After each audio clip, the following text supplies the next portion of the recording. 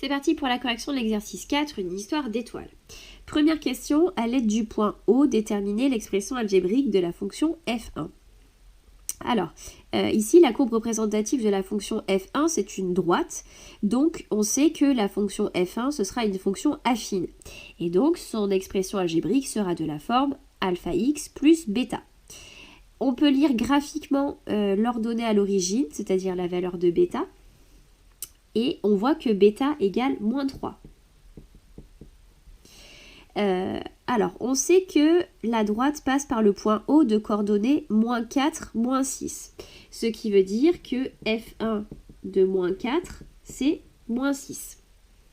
Et donc, si on remplace x par moins 4 dans l'expression algébrique de la fonction, comme on sait que son expression algébrique, elle est de la forme alpha x plus bêta, on va avoir alpha fois moins 4 plus bêta qui vaut moins 3, et ça doit faire moins 6.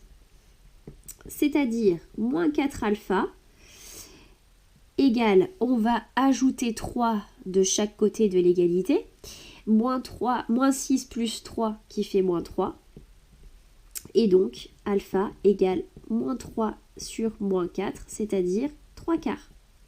Et donc on peut déterminer l'expression algébrique de f1, f1 de x, c'est donc 3 quarts de x moins 3. Alors graphiquement, regarde, pour déterminer ton alpha, tu repères deux nœuds de quadrillage ici et ici, et tu vois que pour un déplacement de 4 à l'horizontale, il faut monter de 3 à la verticale. Ce qui veut dire que si tu te déplaces 4 fois moins à l'horizontale, c'est-à-dire que de 1, eh bien tu montes 4 fois moins, et donc 3 divisé par 4. Et on retrouve bien notre alpha 3 quarts. Alors, question 2. Déterminer l'expression algébrique des fonctions f2 et f3. Alors, les fonctions f2 et f3, ce sont aussi des fonctions affines, étant donné que leurs représentations graphiques sont des droites. Alors, pour la fonction f2, bien c'est très simple, c'est une fonction qu'on appelle une fonction constante. Peu importe la valeur de x, à chaque fois, on obtiendra 1,5. Hop. Donc, ce sera 1,5. C'est la valeur de bêta et notre alpha, il vaut 0.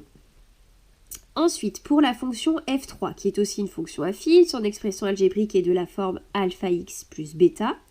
Alors, pour celle-ci, tu vois que son ordonnée à l'origine, c'est aussi moins 3. Et pour déterminer la valeur de alpha, eh bien, soit tu pars de 2 nœuds de carreau et tu regardes le déplacement qu'on fait. Sinon, eh bien, on sait que le bêta ici, c'est, on a dit moins 3. Tu prends un point et son image. Donc, par exemple, tu vois l'image de moins 4, f3 de moins 4, c'est 0. Et donc, ça veut dire que alpha fois moins 4 plus moins 3, ça doit faire 0. Alpha x plus bêta égale 0, c'est-à-dire moins 4 alpha égale 3, autrement dit, alpha égale moins 3 quarts. Et donc, l'expression algébrique de f3 de x, c'est moins 3 quarts x moins 3. Ensuite, question 3. Tracer la représentation graphique des fonctions suivantes. f4 de x égale moins 3x plus 6 et f5 de x égale 3x plus 6. Alors là, on a de nouveau deux fonctions affines.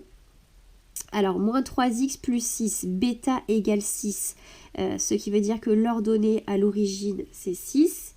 Donc, f4, tu vois, sa représentation graphique, ça va être une droite qui passe déjà par ce point-là. Ensuite, il te suffit de prendre un point et de calculer son image pour placer un deuxième point et donc finir par tracer la droite, puisque la représentation graphique d'une fonction affine, c'est une droite. Si tu prends x égale 4, eh bien, moins 3 fois 4, ça fait moins 12, plus 6, moins 6. L'image de 4, c'est 6. Ça correspond exactement au point I. Donc ensuite, on n'a plus qu'à tracer.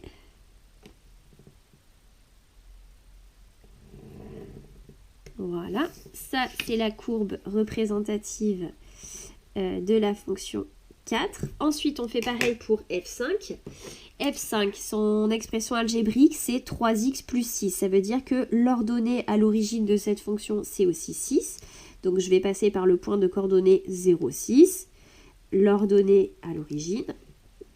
Ensuite, si je prends, on va prendre un point, on va calculer son image, on placera un deuxième point et ensuite on trace la droite. Donc si je prends par exemple x égale moins 4, l'image de moins 4, ce sera 3 fois moins 4, moins 12 plus 6, moins 6. L'image de moins 4, c'est moins 6. Donc en fait, la courbe représentative de la fonction f5, ça va être la droite qui passe par le point de coordonnée 0, 6 et par le point O. Alors on y va, on la trace.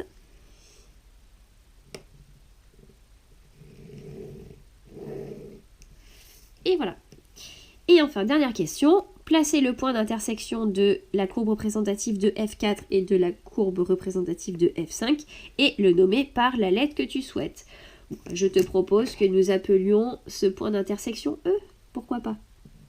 Allez, c'est terminé pour l'exercice.